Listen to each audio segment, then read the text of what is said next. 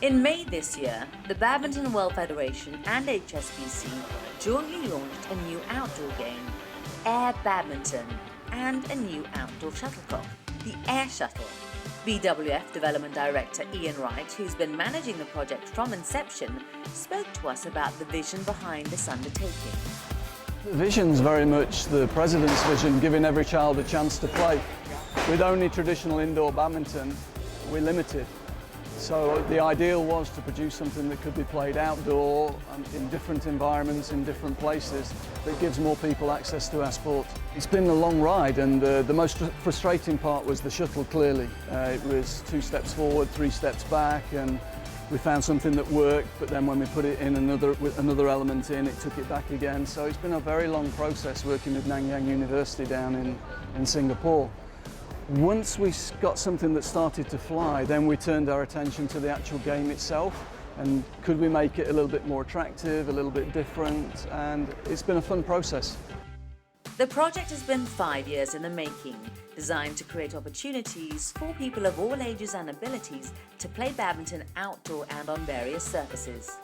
Accessibility, I mean, it really is. I mean, I know probably other people have said it today, but that's what it's about really, that people going outside with family and friends.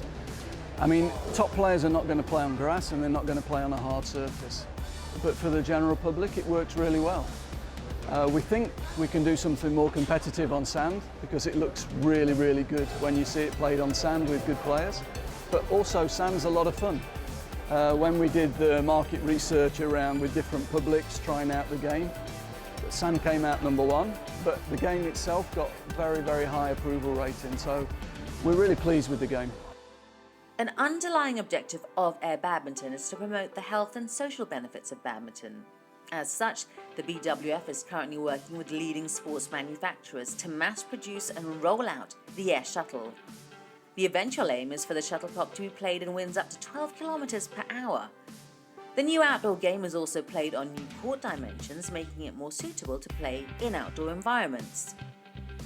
We've done some different things. We've taken the front of the court out, moved it back a little bit.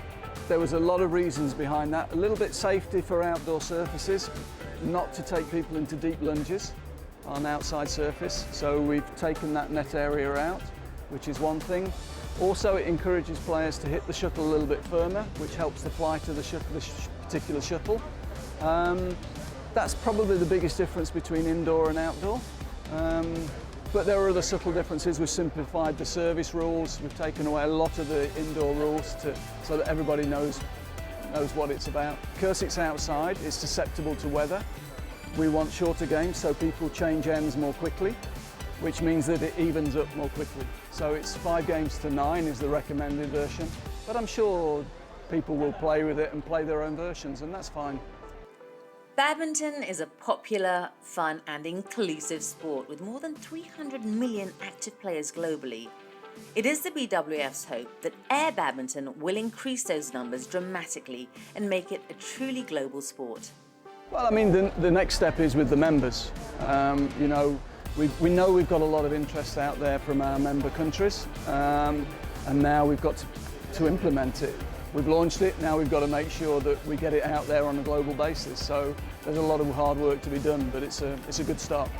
The challenge is out there because the schools program we've launched in 135 countries. So the idea with AirBadminton eventually, by which stage I'll have no hair at all, but the idea is that we beat that 135 for AirBadminton, that we get it played really on a global basis with access for everybody.